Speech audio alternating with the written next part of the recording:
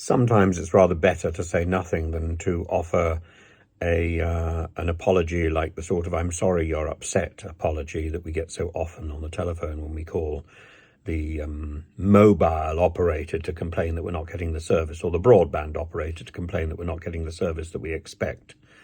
It's so tiresome to hear this sort of apology, and now we've got one from Martin Rowson, who I expected better from him, the cartoonist at the centre of the anti-Semitism row in The Guardian, and he says that offence was in the eye of the beholder.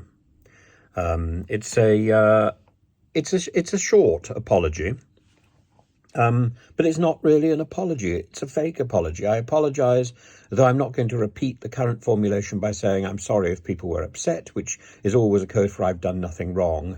You're just oversensitive. This is me, even if accidentally or more precisely thoughtlessly. The cartoon was a failure.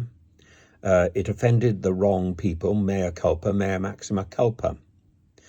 And then a message emerged in which Mr. Rowson told a supporter, any offence, I fear, is in the eye of the beholder rather than the intention or agency of the cartoonist.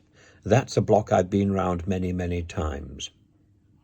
So he sort of destroys all the effort that he made with the apology by effectively withdrawing it. The apology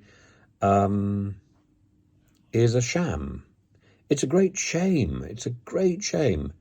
The National Jewish Assembly, the NJA, said that they thought that Mr. Rowson's apology was therefore insincere.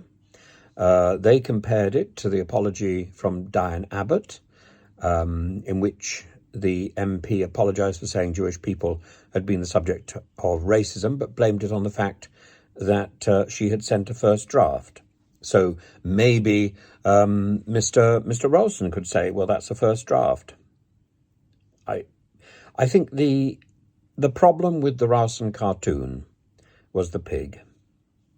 Everything else could probably be explained away, though I don't quite understand why he chose to give Richard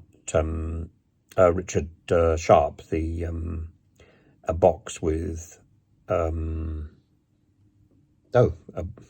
I can't remember what the name of the bank is.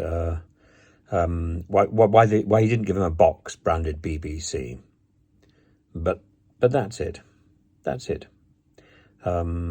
Everything else could probably be explained, but the pig and the box